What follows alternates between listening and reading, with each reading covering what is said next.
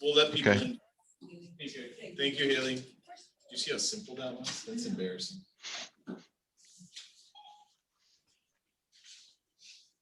Hey, there he is. So Bianca, have we opened up are we all set to go? Yes. Okay, so we will call the meeting of the governing board of directors together at 11:01 and call the meeting to order. And we like to begin these meetings with a call to the public. I'm going to kind of read a quick statement for those in the public who'd like to speak. We're going to allow up to 20 minutes today. For this item, anyone wishing to speak is limited to 2 minutes. And as a collective group, again, 20 minutes. Therefore, we ask all to be considerate of time to allow others to speak. If you'd like to speak, please select the option to raise your hand, and then our host will grant you speaking privileges after the attendee could unmute themselves. If another option, if you can email your public statement, we will make sure we include that in the public record if you'd rather do that. Additionally, please keep comments respectful and courteous, as we may have students who are attending the meeting. And as a reminder, per open meeting law, the board will not respond or engage in public comment. Any further comments you would like to make on the board can be, again, emailed to staff. And at this time, I'd like maybe Eric, if you would, and Bianca, you can see who wants to speak, but Eric, if you could kind of manage the time and the 2 minutes per person, I'd appreciate that. Yep. Okay, at this time, we only have one person. It is Todd Jewell. I'm going to allow him to speak. Okay. Yourself, Todd, it's. Can you hear me okay? Yes. Yes. Fantastic. Thanks so much for a couple of minutes. I will not take up the full 20 minutes, I promise you. I just have two quick things. The first is I just want to take a moment and thank Ms. Cheney from a Scottsdale Prep perspective for her service over the last many years, and welcome Mr. Gilfillan in as acting headmaster. And we look forward to continuing the great path that Ms. Cheney has set for us. So just wanted to publicly state that. The second, and I apologize here if I take a second. This is harder than I thought, so I apologize. Since 1949, Mental Health America and its supporting organizations through the United States have observed the month of May as Mental Health Awareness Month. Suicide is the second leading cause of death for people aged 10 to 24. It has increased every year since 2007. 46% of the people who die by suicide had a diagnosed mental health condition. And while nearly half the individuals who die by suicide have a diagnosed mental health condition, research shows that 90% experience symptoms. And according to the American Academy of Pediatrics, the COVID pandemic saw an increase in both suicidal ideation and attempts in comparable months to the prior year. According to the National Association of School Psychologists, given that children and adolescents spend a substantial part of their day in school under the supervision of school personnel, it's crucial for all school staff members to be familiar with and watchful for risk factors and warning signs of suicidal behavior. Teachers are not mental health experts, and nobody's asking them to be. However, the entire school staff should work to create an environment where students feel safe sharing such information. The school counselor and school administrators should be trained to intervene when a student is identified at risk for suicide, and teachers and staff should be trained on who to contact and understand school procedures should they have a concern. When I searched our Academy's website for anything on mental health, I finally found a health services manual PDF and nothing about how to contact a mental health counselor. When a school does not have a counselor, like Scottsdale Prep did not this past semester, and I understand 4 other academies would not have as well, the process for a teacher or staff with a concern should be made clear to them, perhaps reiterated in every staff meeting. There are many resources available to a public school, including Project Aware, which is advancing wellness and resiliency in education through the ADE, which provides training in mental health and suicide prevention.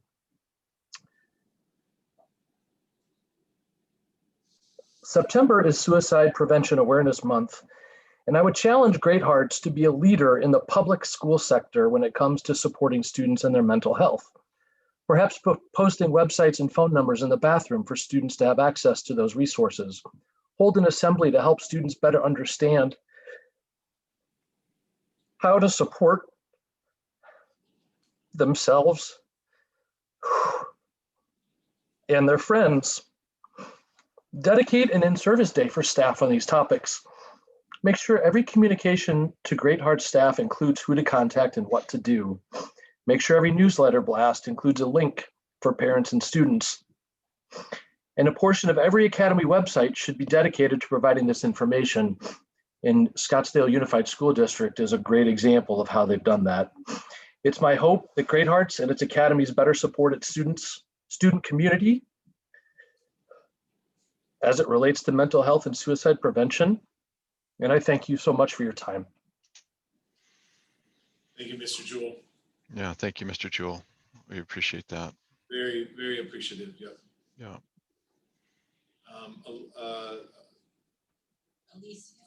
Alicia Smalling.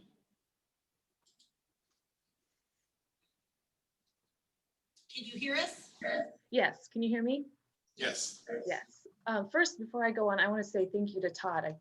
That was a really good message to share with everybody, so thank you.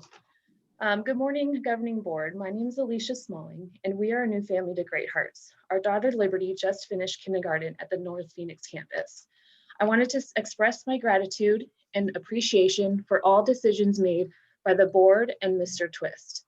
I know I speak for many parents when I say Mr. Twist and his faculty have done an exceptional job by providing us a safe environment for the children. Mr. Twist and our headmaster, Ms. Parker, were completely transparent and communicative throughout the year. They took the time to take in parents' concerns and comments and responded via phone or email. I'd like to single out one decision made recently, changing mask policy to optional. I, among many parents, are extremely grateful for this decision. So thank you from the bottom of our hearts to you and Mr. Twist for hearing the parents, respecting our rights, and knowing that mask wearing is a choice. Please look to an email that I had sent for the Parents' Rights Handbook, mask optional petition, and the link to Children's Health Defense for resources on harms of mask wearing to secure your decision to be mask optional. Thank you for your time this morning, and I look forward to my children's future at Great Hearts. Thank you, Mrs. Smalling. Yeah, absolutely. Thank you. Well, was there anyone else that wanted to ask to make public comment? And can you, Bianca, can you just tell people again how to do that? Sure. So if you guys are in attendees, you would go to the bottom and there should be a raise your hand option. If you select that, then it will show us and we'll be able to unmute you at that time. That maybe sometimes you have to pick the more button. Is that right? In order to get that.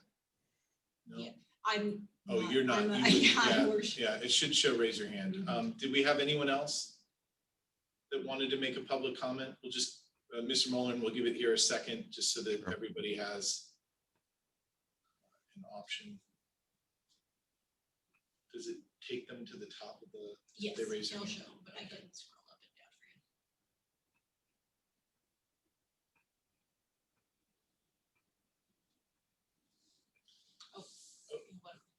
One more, yep. Okay. Mrs. Stumbo? Katie, can you hear us? Here we go. Katie?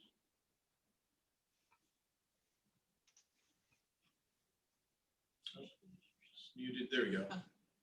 You there, Katie? She is unmuted. She is unmuted. Yeah. Okay, well, looks like we're having technical difficulties. Sorry, Mrs. Stumbo, we can't hear you for some reason. So we'll give it 15 more seconds here.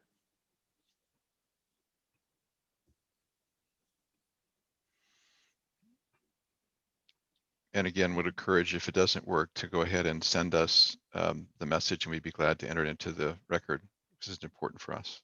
Yep. All right, well, sorry about that, Mr. Mulhern. Sorry, Katie. We'll definitely take your written statement. And I think that was it, Mr. Mulhern. Okay. So Uh, just a comment to Mr. Jewell, Mrs. Smalling, Mrs. Stumbo, if you're welcome to stay the rest of the meeting, we welcome that. We won't be offended if you don't want to spend another hour and a half with us talking over things. But again, you're welcome if you'd like to.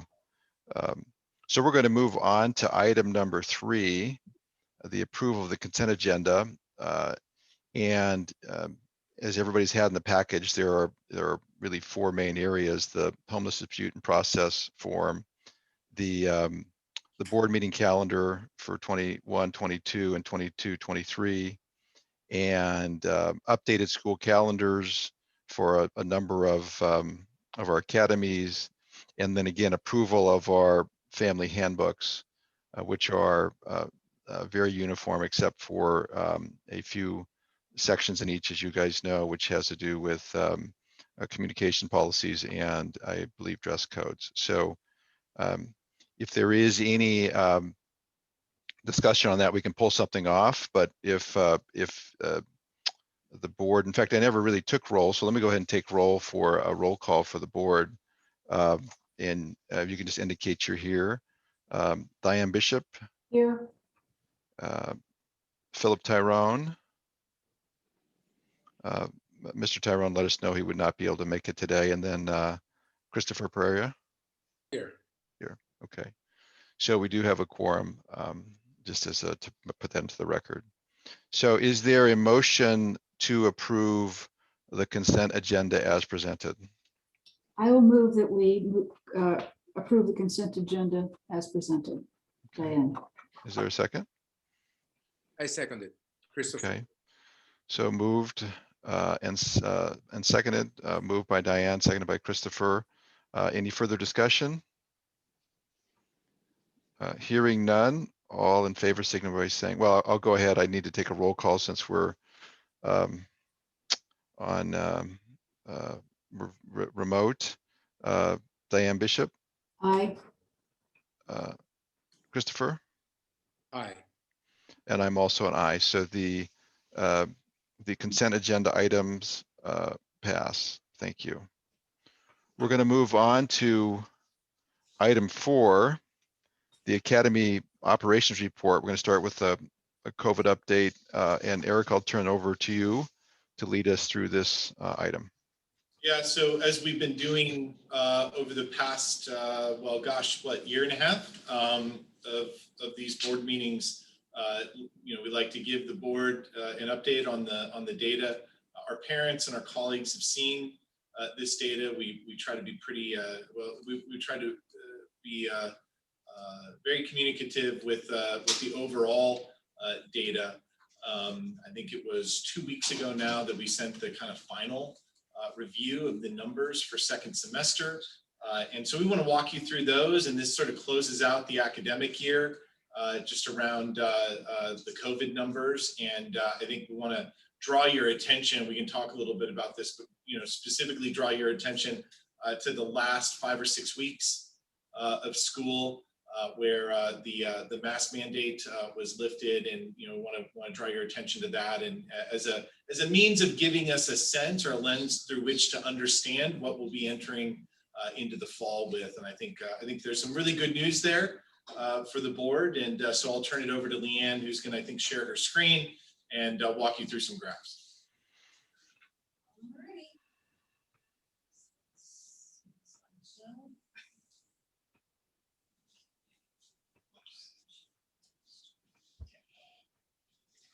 All right, good morning, Mr. Chairman.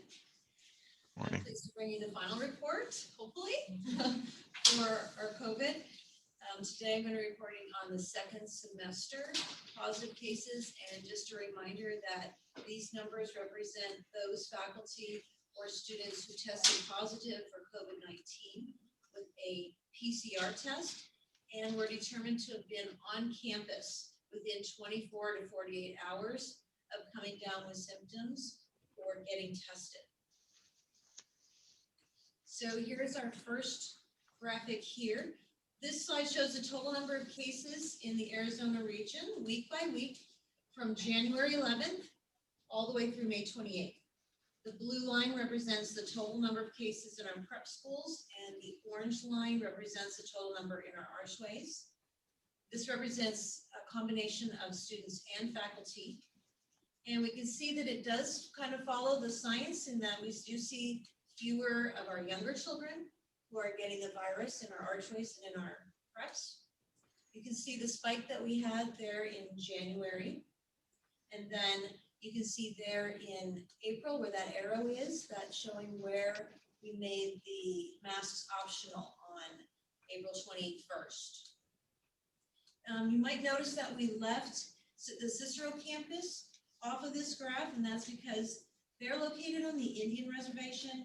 They did have optional masks for 2 days, but then we were notified by the tribal community that they still had mask mandates on their land, and we went back to mandatory masks on just that one campus, and I'll show you the data from that one campus. You'll be able to compare it later on.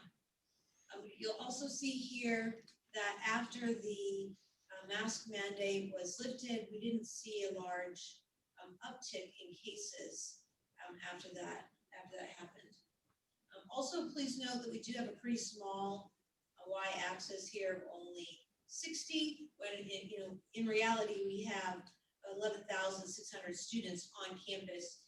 We tried to use that as the axis. We just had a straight line right there where 0 was, but we'll show you something similar to that coming up. Just a minute. I just want to note, if you go back, yeah, that's a funny line. What's interesting here, board members, is we were seeing, I mean, it's hard to call it a spike when it's, you're going from 1 to 9 out of 11,600. But we were seeing a spike, interestingly, a relative spike prior to the masks being made optional.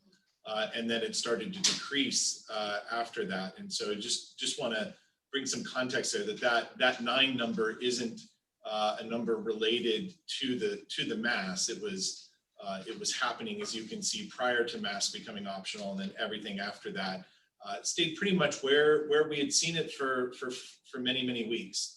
And so I think that's good news. So. Good point. All right, so this graph here is showing what it would look like if we just looked at the number of positive cases of faculty. I'm so sorry, this is the total number of faculty. We have 1,400 faculty members who were on campus, and this is showing just the number who are in our brick and mortar schools. Again, this does not include our Cicero campus. You can see here at our highest point in January, we had 15 faculty in 1 week who tested positive across our campuses. Since spring break, we've been hovering around 0 to 2 cases per week. And again, this is out of a total of 1,400. You see, after we went to optional masks, we've been around 1 to 2 new cases per week.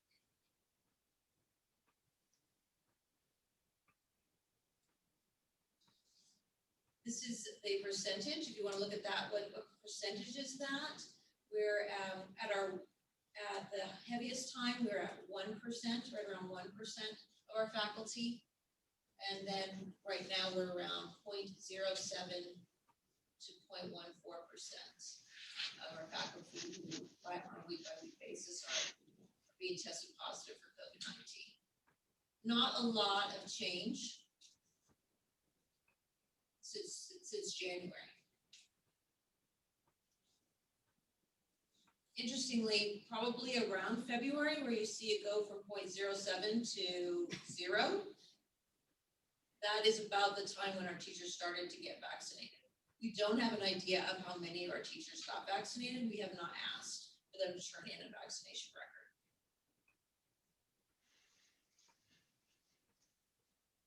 So then this slide shows us the total number of students week by week that have tested positive in the network, not including our Cicero campus. And we have 11,600 students who are on our campuses in our brick and mortar schools. This does not include our online students. Again, you see our highest number back in January. And then you see that we were right at about 9 cases right before we went to the mask optional. Since then, we've had 5 or fewer cases per week since we went to the optional masks. And then this is what the percentages look like for the student cases.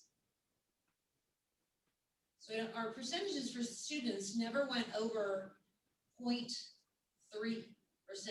0.31 was the highest percentage that we had this semester for our students. Never even got close to what the community was seeing.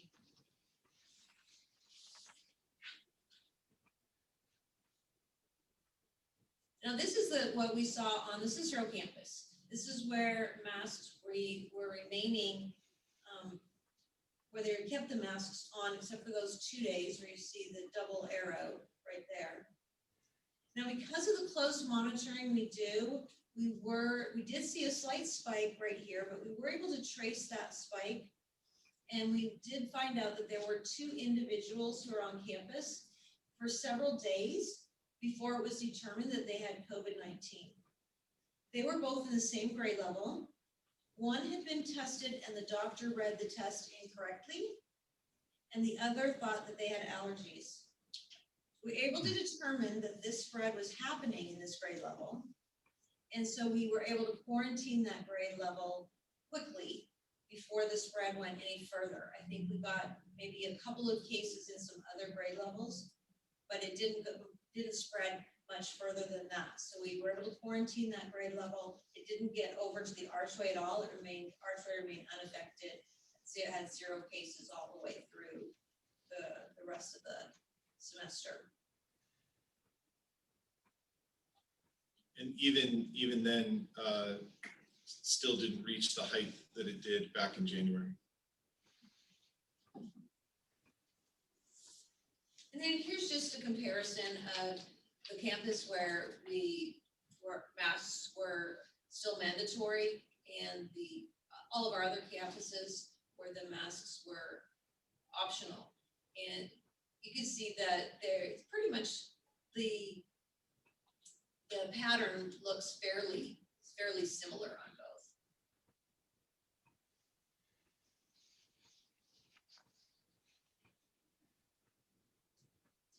This is our data on the origin of transmission, and I'll show you in just a minute how we are able to determine where the virus is coming from. But we've got about 45% we don't know, and most of the people don't know where it came from when we ask them, do you know anybody that has COVID-19 right now? No, we don't know anybody. 34% have a family member that has COVID-19 currently. And then we have about 4% that we could link to a close contact. So when we had to send close contacts home, around 4% of those would catch COVID-19. 10% could have maybe had a link to school. They were maybe in the same section. So that could have possibly, we're in the same time period, but we couldn't be certain. And then around 7% were just other origins, maybe a friend, maybe a sport that they were in. Here's how many cases we had per campus once the mask mandate was lifted. Some of our campuses had 0. Glendale, Maryvale, which was really nice to see because Maryvale was struck a little bit harder earlier on. Arte had 0. Chandler was pretty good. We did have that spread at Cicero, so you can see that with the prep, we did have more cases there. pretty low everywhere else. This is the information that we gather on every case. We do have a team, and I think I mentioned this last time to you all, but I want to mention it again, just to remind you how we were able to keep our students on campus all year long and have success like we had. Every campus had their own COVID coordinator and their own team, and every time they had a case, they would research all of this information on every single case. And then they would have a meeting with the COVID response team at the CMO level. Every day we would have a meeting and we would review every single case in the entire network. And of those cases, we would map those cases and track them so that we would know on a tracking system similar to this, what section they were in and what grade level they were in, whether they're a faculty member or a student, whether they were symptomatic or asymptomatic, and how many close contacts there were, and all of that information so that we could see if we were starting to see spread anywhere. And then we would use an isolation strategy. So on this chart, you can see that we have, when we could think of these little guys that have are holding the little red balloons as people with children who have COVID-19, and the red little people that look like they're teachers on a whiteboard. If those are positive COVID-19 people, then we would isolate them, and then all of the people that they had close contact with, and those might be other kids that they were sitting around in all of their different classes, kids they were sitting around at lunch, people that they stood next to in line, kids they were with at recess. We would quarantine all those close contacts with them. And if we saw quite a few students who were together, close contacts, then we would end up maybe having to move an entire class off of and isolate them, and put them in distance learning for just a little while. Even if there were a few kids that maybe weren't in close contact, if the entire class was quarantined, we would probably put them all off for a little while. Then there were sometimes we would see quite a few cases in one grade level. And so if we were seeing some spread in, like we see over here, where we see 4A, 4B have quite a few cases, and we're having to quarantine quite a few close contacts, then we might go ahead and say, you know what, let's go ahead and take all of 4th grade out, even though we've not seen a lot of cases in 4C, just because we don't want this to start spreading outside of 4th grade. And so we would quarantine all of 4th grade. And this was how we were able to keep the virus from spreading. We were actually even able to get ahead of the Maricopa County Health Department on this. When we would call them with our cases, they would say, thank you, we'll start tracking those. But we had already done all of our contact tracing and our isolation. And sometimes 3 or 4 days later, they would contact us and say, yes, you've got spread. And we would say, thank you very much. We knew that 2 days ago, and we've already isolated our students. So it was a really successful strategy that worked. And I'm really glad that we were able to do that. And we're pretty successful keeping most of our kids in school this year. Board members, I think we shared with you, I think it was at the last meeting, I know we've shared it with families, and I share it again with you just as a way of saying thank you to my colleagues, especially Leanne and Brandon, that the mitigation efforts that they implemented, the tracing that they did, the coordination that they did with the academies, with the full COVID response team, protected in-person instruction to the fullest extent for over 9,000 students this year. So we did have students that had to go into quarantines, and that's disruptive. You know, you get pulled out for 2 weeks. The Twist family had to do that. We experienced some of those disruptions. I take those over having the schools closed for the entire year. But even with those quarantine disruptions, again, over 9,000 Great Heart students in Arizona faced no disruption at all to in-person learning because of the strategies that the COVID response team,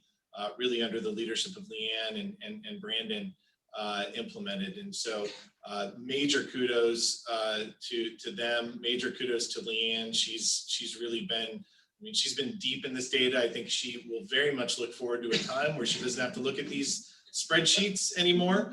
But you know, I think that's a good segue, board members, into a little bit about what to expect next year.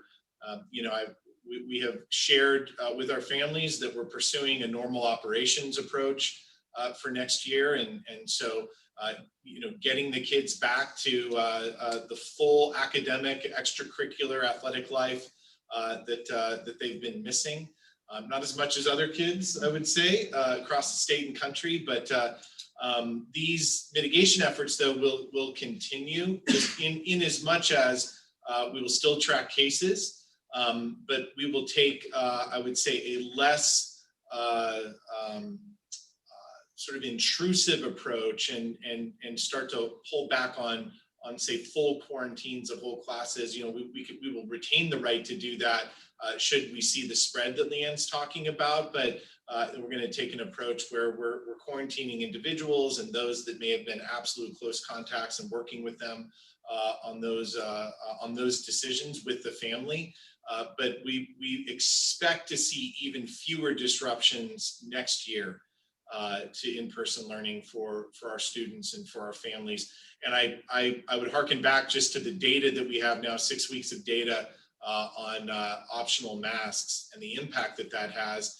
And I hope the board is enthused by the data you see. You know, Leanne made the good point that you have to change the access there to actually even show blips in the data. It's such a small number, board members, of students that have and faculty that have contracted the virus after going mass optional. It doesn't look different than what we had prior to that. And I think that gives us a lot of confidence, along with the vaccinations that are happening, to go into next year and resume normal operations. And so I want to thank the board for the nimbleness that you all have given us. I know it's meant that we've been on a bit of a roller coaster ride at times with the way that we've tried to deal with an ever-changing situation, but really appreciative of the board allowing staff here to make those decisions in concert with the headmasters, keep as normal an operating platform as possible.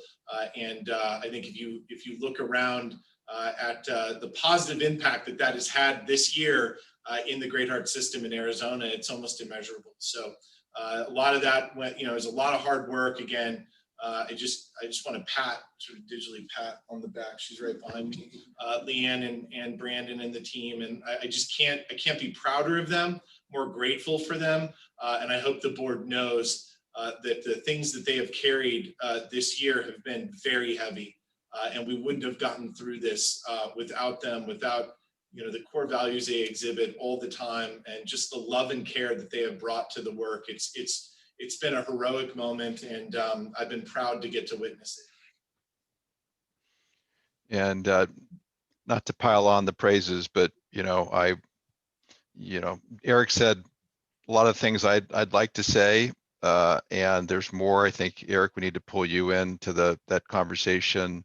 The tip of the spear, everybody, whether they liked it or didn't like it, they were all pointing at you. I mean, as you look at the stats, an unbelievable presentation of them, Leanne. I mean, you should get an honorary doctorate from somewhere for this. So, is that, as you look back, if somebody looks at this 20 years from now, it's like, well, why is it such a hard decision? Look, the numbers showed it was a good decision. Well, as you guys knew, as the decisions were being made, it was not clear what was going to follow. All that data followed the decisions. Also, I think it followed a lot of investments that also impacted that, to make the decision that we decided to invest and take the chance of some financial risk, because again, the value that you guys have remind us all the time, our students learn best in the classroom, and so we have to invest in making that happen. But it wasn't just a dollar number, it was a lot of hours and a lot of hard decisions and a lot of questioning of decisions. So again, I congratulate you all on, in retrospect, how what a good decisions those were. And the board, again, we received our own share of communications on our, questioning our competency and our, what we were thinking. And so again, I do again applaud the board, including giving the leadership the ability to make decisions, including the decision regarding the mask optional, and by not having to get back involved in that because of a decision made ahead of time. So anyway, lots of thanks to go around. And again, the big winners, and I think we'll hear about that maybe in our academic progress report compared to a lot of our worthy other school districts. But I think the kids were the big winners. You guys put the time in and they were the winners, including 2 of my own kids. So I am especially grateful. So we'll go ahead, and unless Christopher and Diane have any questions or comments on this, we'll move to the academic progress. Christopher, Diane, any comments you want to make? No, just second everything that you and Eric said about Leanne and Brandon and the good work that they've done in tracking this fabulous effort. Okay, so let's move to the academic progress report. Yeah, so we were hoping to have more data by now. That's when we agendized this, but we have only received at this point, we've only received 3rd grade data from AZ Merit. So we were hopeful, Mr. Chairman, that we were going to have that data come in right before the meeting, but it hasn't. So we don't have really a full picture to show you. We will at the next full board meeting, and so we'll probably need a good half hour to go through all of that data, and we look forward to doing that. We do know, and I can say that the data is going to be strange in a sense, partly because there's so many kids that didn't take the AZ Merit exam this year, partly because I think the last report is there's 36,000 kids missing from the system right now, which is just mind-boggling and frightening in the overall public K-12 system in Arizona. But because this year's data was going to be of no consequence, there was no incentive. And a lot of the district schools make AZ Merit a very big deal. I mean, they wear T-shirts and banners. We don't do that stuff. But there was not the type of participation that we would normally see. So I just want to lay down that groundwork as we look at that data in August. I think it'll be in August when that next board meeting is, Bianca. Is that right? Yeah, in August, we'll walk you through it, but just know that the participation rates are lower. So those that did take it are probably the ones within the K-12 system that are the most engaged, actually, with their schooling this year. And even so, there was a massive drop just in the 3rd grade numbers. I think where the state averages were hovering around 50% proficiency, I think they are now hovering around 35% proficiency for the state average. I think it'll be that's just 3rd grade, by the way. But you'll be very happy to see Great Hearts is multiples of that our 3rd graders are doing quite well. We'll walk you again through that data and the rest of the grades, and even look at some SAT data in August when we've got the full gamut. And so we're not just sort of showing you a snapshot, Mr. Chairman. We'll show you all the entire gamut of data then. Okay. So I apologize for that. No problem. I did get a little sneak peek on the 3rd grade, and again, it's very encouraging to see again the fruits of staying open and teaching in person. I mean, it's again just very encouraging. So we'll move to item number 5. This is a big important resolution. I think Jen's are you gonna lead us through it, Jen? I believe the conversation on this. Ron is going to be available. Is Ron here? Oh, I didn't see. Is Ron here? But I just want to say one thing for the board, and tell me if I'm wrong, Eric or Bianca. Although we don't choose new locations, that's not part of our responsibilities of the board, because we are involved in some of the financing involves cross collateralization and considerations that involve our academies.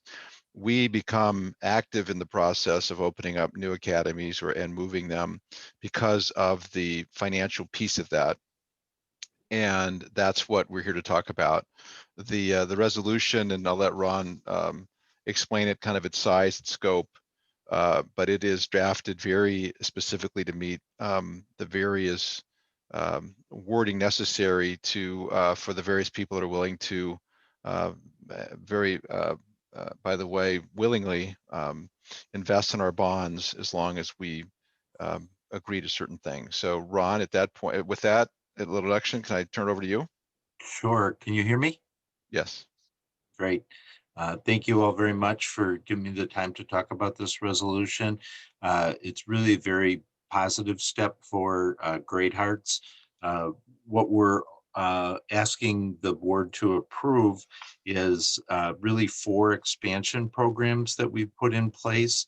The first is at the Trivium campus, where we're adding on an extension to the prep building to give them a multi-purpose room and about 6 or 7 additional buildings.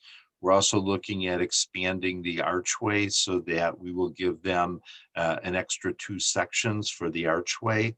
The second project is our new Roosevelt campus out in Buckeye, where we will be opening a new campus initially at a K-8. And then the third is for Anthem. Currently they're in a leased facility, but we are acquiring some land and we'll build our own building just a couple miles north of where the current lease facility is. And then in Glendale, we're going to do some small improvements. They're mostly primarily on the prep side, about $800,000 worth, to give them some additional some expansion of some faculty rooms, as well as some location for the prep students, so that either extracurricular activities, homework, things like that. And then we're also going to make a couple bathrooms available to the exterior. In total, the projects are about $58 million. I'm happy to say we priced these bonds last week and we were able to get an all-in interest cost and total cost of 2.86% for 30 years. So really an awesome interest rate there. With the help of the state did enhance about $52.4 million of our total projects. So that was also very key in terms of helping us be able to get that great interest rate.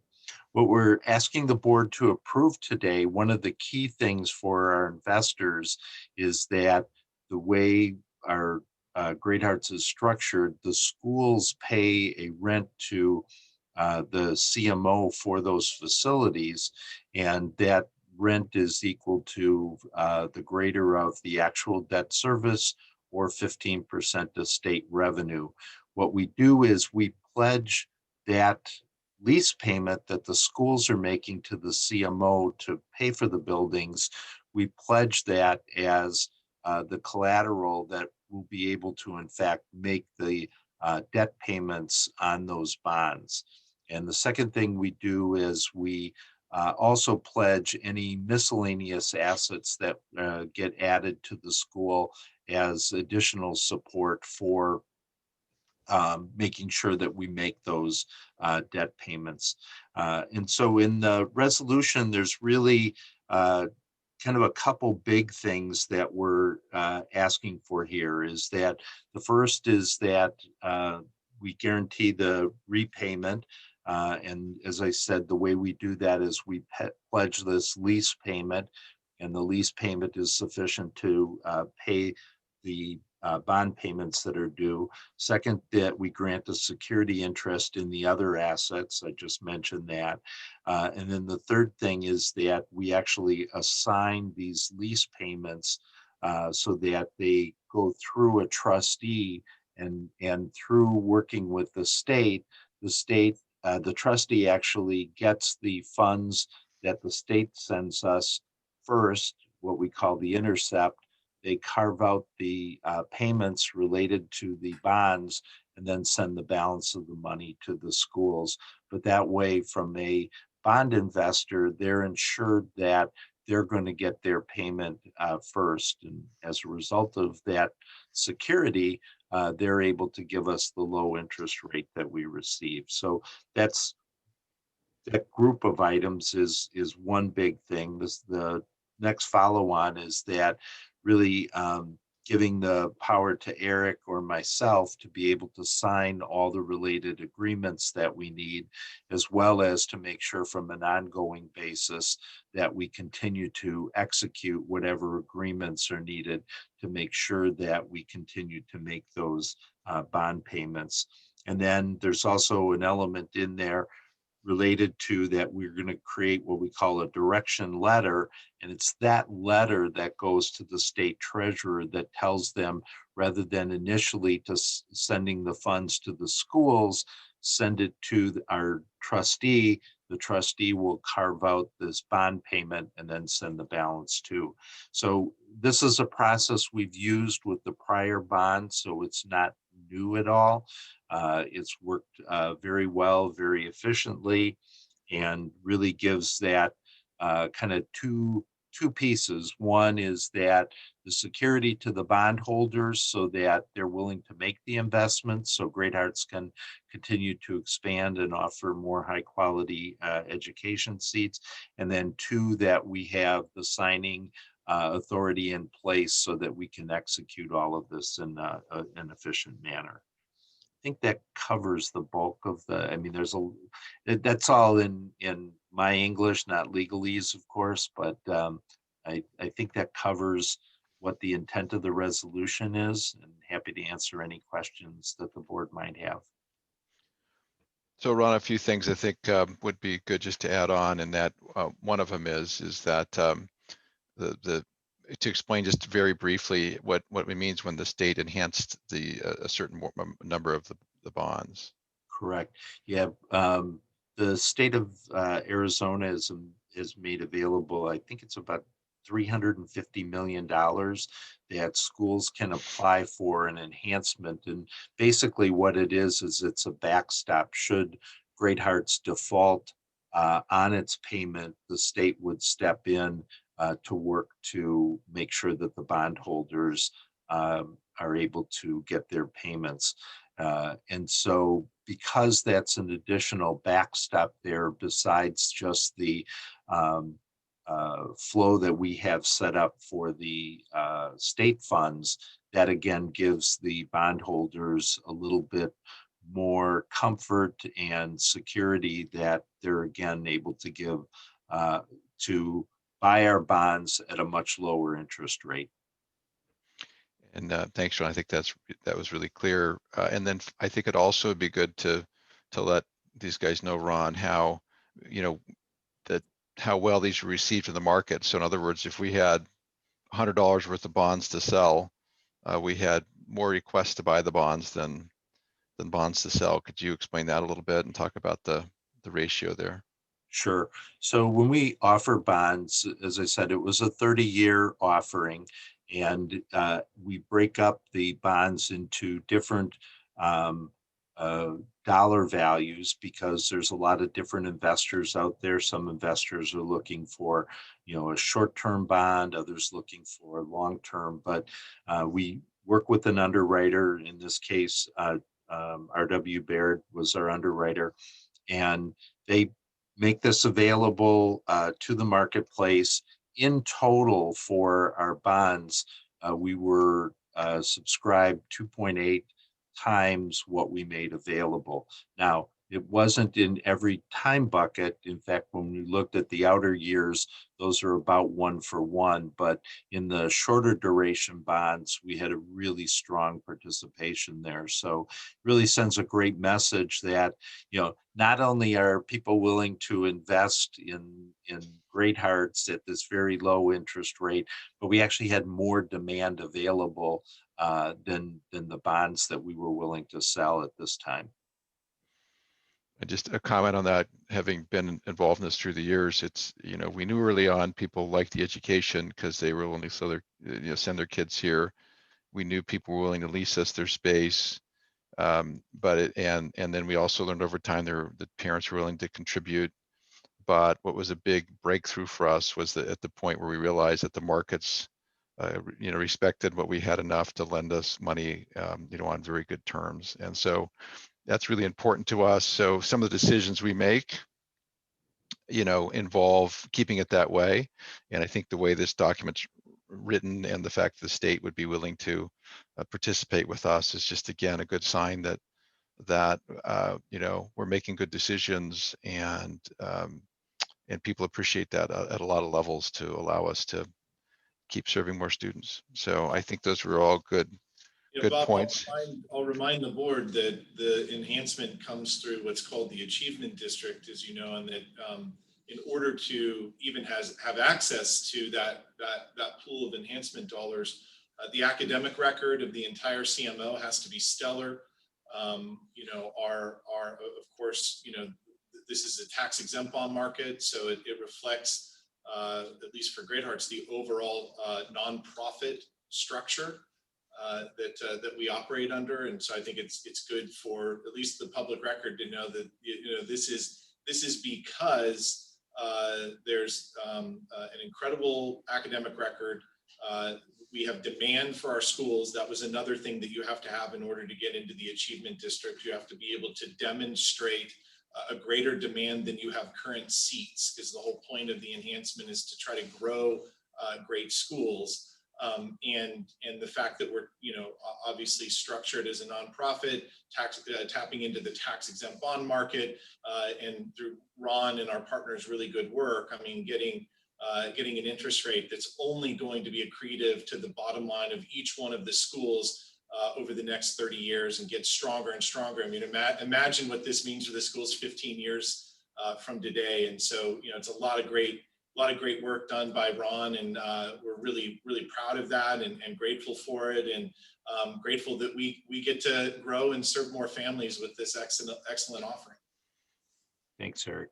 It's really, comment, it's a team effort. There's probably 20 people, besides just the fact that Great Hearts has this excellent reputation, well-known in the market.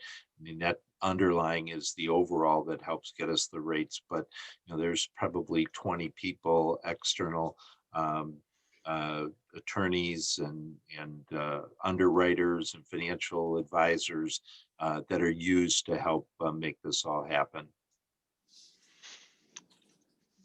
So I don't know, Eric or Diane, I know we had a chance to look over ahead of time, tried to ask some questions I thought might be on your mind. Are there other questions you have? And if not, I'd accept a motion. And I believe the motion would be to, let me read it, just to approve the authorizing resolutions as presented. That would be the motion that we'd be looking for. Correct. I would make the motion to approve the authorizing documents as presented. I second it. Okay, so there's it's been moved and seconded that we approve the authorizing resolutions as presented. Any further conversation, discussion? Hearing none, I will take again, a roll call vote. Christopher? Aye. Diane? Aye. And I also vote aye, so the motion passes unanimously. Thank you, Ron, for all your hard work on this. We'll move to item 6. This time I know it's you, Jen, because we don't have financials without Jen's name attached to them. So I think you'll be presenting on this. Yes, that is me. Hopefully you guys are all seeing my screen. I just wanted to go over some highlights that have happened since our last board meeting. Ron stole my thunder. I was really hoping to come in with his bonds and the financing it and all in at 2.86. It was pretty exciting. I think you can't get any closer to free money than that. So very, very exciting for sure. Aside from that, we worked hard and our FY22 budgets have been signed off by Ron and Jay. We also did the retro pay. As you recall, at the beginning of the year, we froze salaries just because we had no idea how COVID was going to impact us, and to proceed cautiously through the year, we decided to wait on our standard increases from last July. And since we were doing so well, we ended up paying those out on April 30th. So that was really exciting. I know for me personally, it's hard to say no, no, no. And it was exciting for me to say yes, yes, yes, and get that done. So that was neat. We also filed 22 of our 990s. So that was complete and submitted. And then also our Great Parts online charter application was approved. So those were kind of Jen, I'm going to interrupt you real fast and just do another, it's the end of the year, so, you know, it's a love fest time, but Mr. Chairman, board members, the amount of work that Jennifer and Lori Myracle and I think Lisa, yeah. Lisa Miguel and Lee Haskin. He has, yeah, so much work to ensure that the retro pay, which was one of the hardest decisions we made, if you remember, a year ago, going into all the investments we thought we were going to need to make and did make in order to keep the schools open, to make sure that that money got back into the pockets of our colleagues and the exact right amount was no small task. And so the checking and double checking and triple checking each individual's numbers and making sure that they got right. I think there were only maybe two colleagues, three out of you know, close to 2,000 who were who needed small adjustments, and that was a monumental feat by the team, and it really showed how much they care about their colleagues and about the work and treating people right, especially in a year where, as you know, we had colleagues that sacrificed a lot in order to serve our families. And so it was a proud moment, but it would not have happened had it not been for the meticulousness and the hours that these colleagues put into getting it right. So I just want to let you all know that it's another thing to be very proud of with the people that we work with, and I am incredibly proud of them all and grateful to each of them. Thank you. I really enjoyed my partnership with HR and doing that project. So I can't be thankful enough for them and all of their hard work as well. But I know we all worried about it. It was a nail biter, but I'm glad that that it turned out as successful as it did. So. Yeah. Great. So we passed our 100-day attendance. I think we did this before our last meeting, but just wanted to call that out again. We ended up 1% over our budget, which is 171 students, which I think is amazing in this year of uncertainty. I was pretty excited about that too. Our state funding, I just wanted to do a quick overview of the consolidated schools. I know in the packet, each school has is represented individually, but instead of going through each one of those, I'm taking them in a summary. So just wanted to kind of summarize and point out some highlights. Our state funding, what came in a little bit soft, and that was because online students are paid at 95% of state aid. So our state aid was a little bit short, even though our students were over, but you will see that that got made up in the federal income line. The part of the CARES program was a program called the Enrollment Stabilization Grant. And the purpose of that grant was to come in and kind of bridge that gap between 95 and 100% of state funding. So you'll see on the federal line that that did kind of close that gap.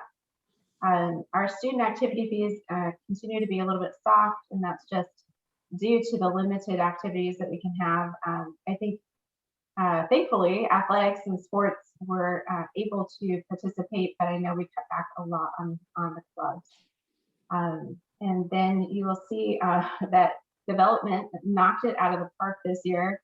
We predicted a 35% decrease in philanthropy, just due to the uncertainty of COVID. And we were actually able to hold almost exactly to what our numbers were last year at this time, kind of before COVID hit. I actually looked it up. I didn't have this number prepared for a recent meeting, but last year at this time we were 8,735,000. So we're super close, and I can't say a thank you enough to Genevieve and all of the AGAMs that worked super hard this year. That was incredible. Amen. On the expense side, pretty much every single department has held their expenses. You can see that every single department is pretty favorable over here. So that's great. That's been helping a lot. You'll see when we come down to the net income line, we are running a 7.3 million plus profit at this point, which is $4.2 million over our target right now. And then just to kind of talk a little bit about that, there's a little pause in celebration as these are March's financials. So just to remind the board that there will be the retro payout, which is $1.3 million, and we will also start seeing some COVID expenses hit in the next couple of months.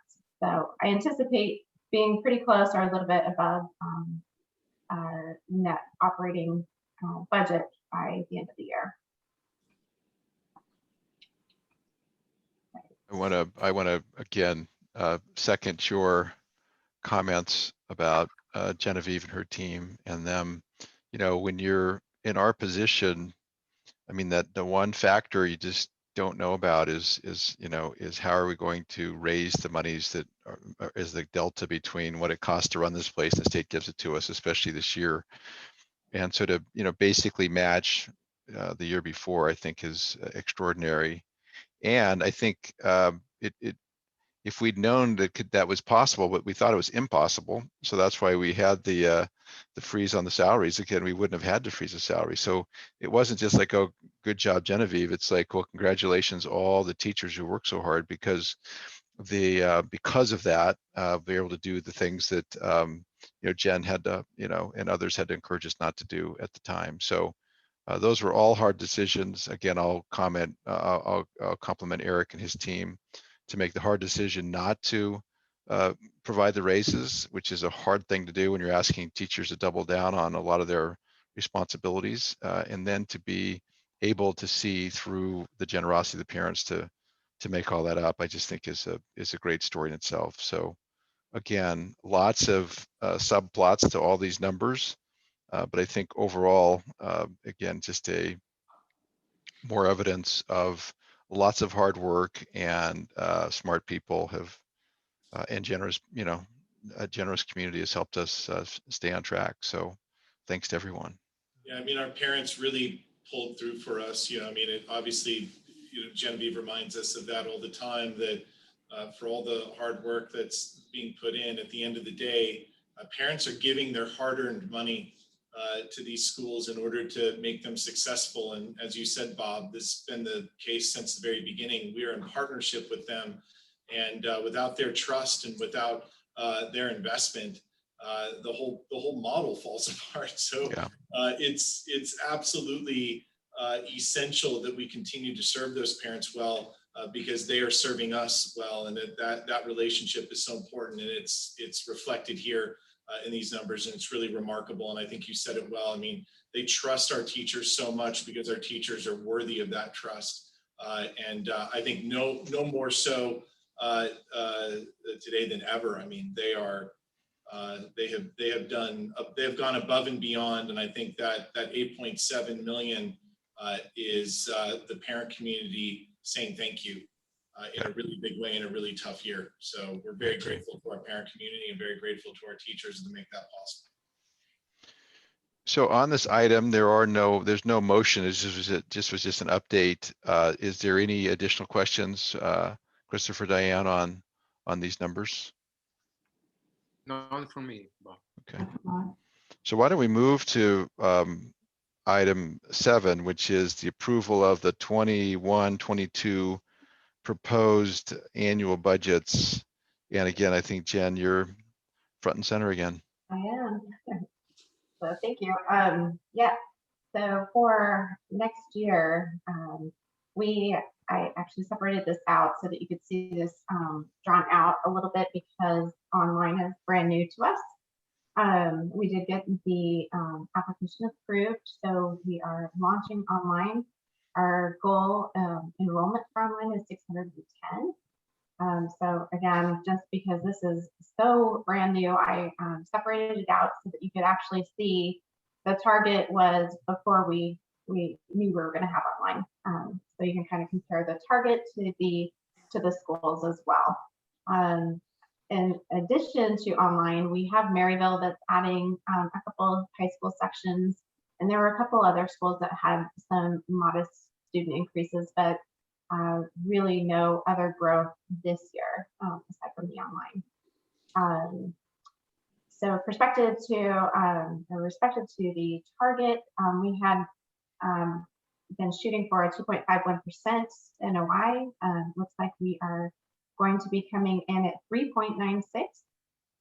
And as far as the net income, our goal was 2.8 or 2.08, and we are shooting for 4.75.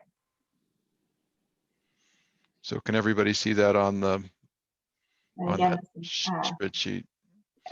And Jen, could you make some comments on, I mean, the margin looks especially good, but maybe some things that impacted that margin this year that, you know, we really haven't doubled our efficiency in running schools as much as some other other factors. Do you mind commenting on that? yeah, aside from online, the other big thing that is in next year's budget, which hasn't been in before, is ESSER 3. And I'll just talk a little bit about ESSER 3. When we started building the budgets, we didn't know what the ESSER 3 total was going to be.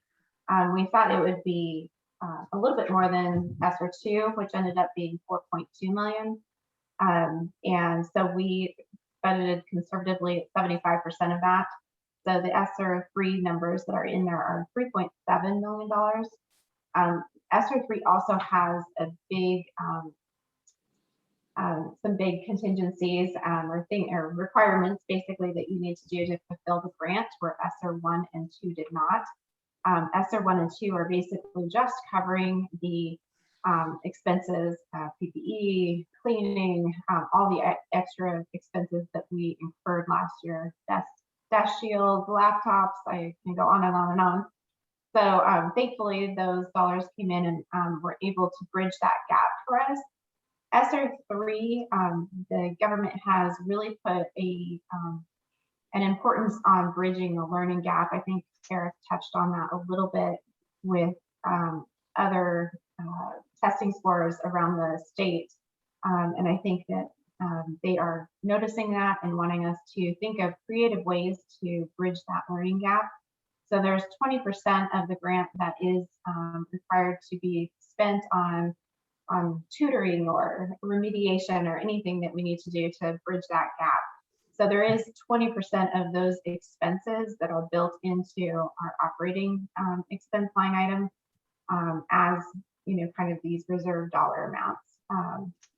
But that is built in there, and we will definitely spend a lot of time this summer. I think Eric and I have already talked about spending some time this summer just really trying to figure out how to best deal with that, or best handle those requirements. You know, it's a perfect year for us to be very creative with that. And Jen, I think that, you know, ESSER 3 makes a lot of sense to you because you've looked at it in ESSER 1 and ESSER 2. Could you explain again, just to, especially if somebody's listening in now or in the future, kind of what ESSER, what that stands for? Yes, yeah. Actually, ESSER is probably is part of the CARES program, which is, I think, probably what everybody hears mostly on the news. So there are a series of 3 acts that were dollars set aside from the federal government and pushed down to the state level to help us during this COVID pandemic. And like I said, the first 2 tranches of the CARE money was really allocated for any anything that any expenses that we were incurring. So it covered laptops, it covered the desk shields, it covered extra cleaning that the day porters did, it covered the 360 fogging that we did anytime there was a case on campus. So any of that extra PPE, face masks and gloves and I think hand sanitizer, that was a big one. I think we spent millions of dollars on hand sanitizer, not literally, but it was a lot. So yeah, so those monies are coming from the federal government and shifted down to the state, and then the state has been structuring these the requirements within those tranches of money. Yeah, so when you guys hear ESSER, just again, think COVID assistance, because of the nature of where we've come from, our roots, we're very enterprising, not used to people giving us money for things that we know we have to do. So the combination of lots of hard work and preparation from the leadership, and then all of a sudden being willing, the government being willing to push some things down to help cover that is basically going to make, fiscal year 22, as far as the proposed budgets, one of our highest margins ever. So I do think that the conversations between Eric and Jen and the team will be really important to say, okay, now that this is a kind of singular, separate type allocation or grant, if we want to take full advantage of it, get into our enterprising way of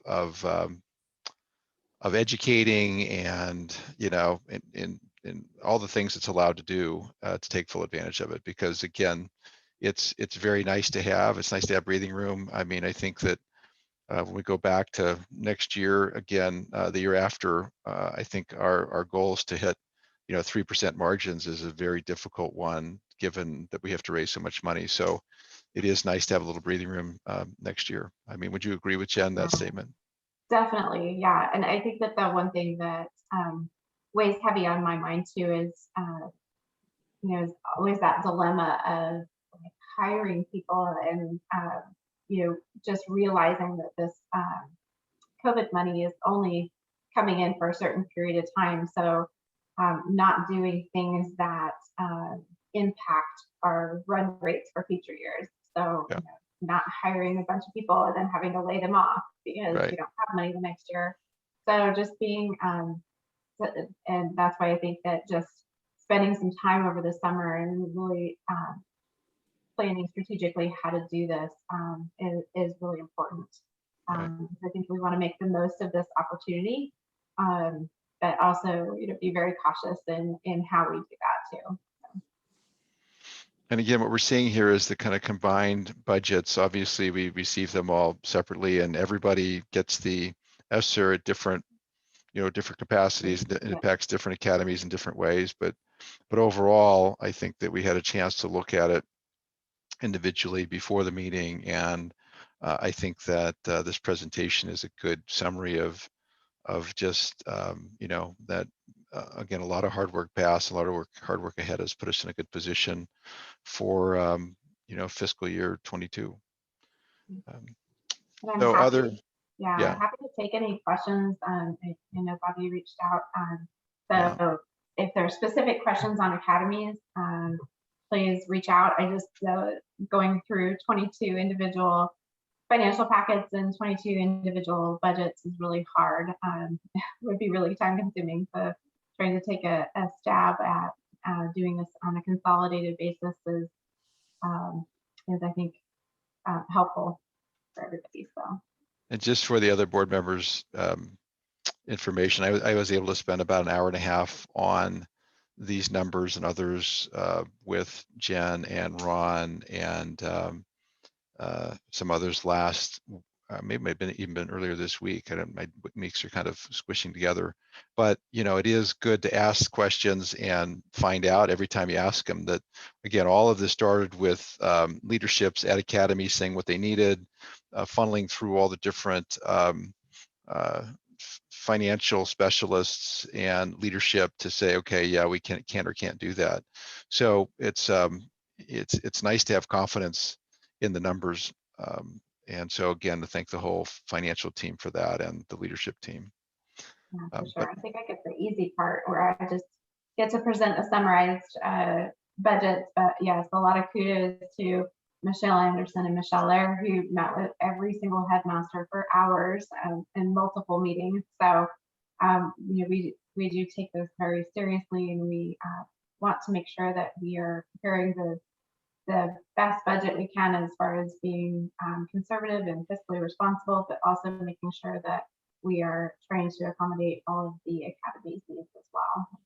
It's a tough balance, but one that I think we've gotten this to a really good process. so I'm not sure, Diane or Christopher, if you have any other questions or comments. I know that it's important that we, approve. These are the proposed budgets. And if you remember, we'll have a call coming up, which is a very short call that we have to make it a final budget, but we need to post our proposed budget so that if the public wants to see it and make comments on it. And then we'll come back for a very short meeting to finalize it. And there might even be some tweaks between now and then that we'll hear about. But if there is no other questions, the motion that we need is to approve the 21 and Bianca, you said LEAs. Remind me what LEAs stand for. Local education agencies. Okay, so Term approve. for a school. Yeah, there you go. So approve the 21 LEAs 2021-22 proposed annual budgets as presented. That would be the motion if there's no further questions. I would like to make the motion as stated. Perfect. I'll Is there a second. Okay, so moved by Christopher, second by Diane. We'll go ahead and again have a roll call vote. Signify by saying yes if you approve. Diane, Yes. Christopher, Yes. and Bob, yes. So again, unanimously approved. 14,800 kids next year. That's a wonderful number to see. So we move on to item 8, and I don't know if we have any, I don't know of any discussion employee matters that we would need to maybe go into executive session. Are there any, Eric? Yeah, what we want to do, Bob, is just kind of the end of the year. Where are we with the headmasters? Where are we Perfect. headed? Okay, Just put some things on your radar. So I think if we could have even just 10 minutes in executive session, that should be Perfect. sufficient. okay. Bob, I'm sorry, if I can we do the announcements first? Just Sure. because I found out during this, we can't assign breakout rooms. So that Okay. all the Oh, public members great. can exit out, and then we'll just go into executive session and adjourn right after. Great. Sure. So item 9, we'll skip to item 9, announcements. Is there any announcements? The only announcement would be when the next board meeting is going to be. I So think. the next short board meeting will be June 17th at 11 a.m. and that's a telephone one or the Zoom one as well. And then our next regularly scheduled one would be August 19th. And that 17th, just remember that's usually the 10-day period. It's a 5-minute call. It's pretty quick. Maybe not even 5 minutes sometimes. But, Well, we may be considering small consent agenda items. oh, as that's well. right. Yeah, there might be some consent stuff. That's right. And so just so you guys know, on June 17th, I will be in the backcountry unavailable. So we'll need the other 3. I don't know who the vice chairman is. I think it's Mr. Tyrone, to make sure he's ready for the meeting, even though it's a very easy one. But I will be unavailable. So. All right. Okay, so why don't we, we'll move, is there a motion to move into executive session? I move that we go into executive session. Second? I second. Perfect, so moved and seconded. All in favor by yes. Christopher? Aye. Yes.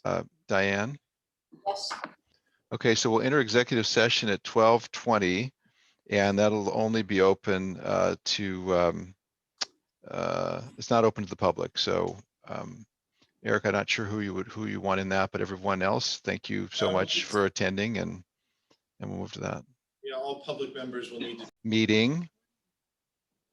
And we've already made an announcement, so unless there's any further comments, I would take a motion to adjourn. I move that we adjourn the meeting. I second it. We'll do this. All in favor, signal by saying aye. Aye. Aye. Opposed? I figured that was going to be unanimous. We will end the meeting, bring this meeting to a conclusion at 12:34. Thank you, everybody. It was a lot of material, very well presented, and thank you both fellow board members for hanging in there with us on it. All right. Thanks, Thank you, everyone. everybody. Okay. Great day. Thank you, everyone.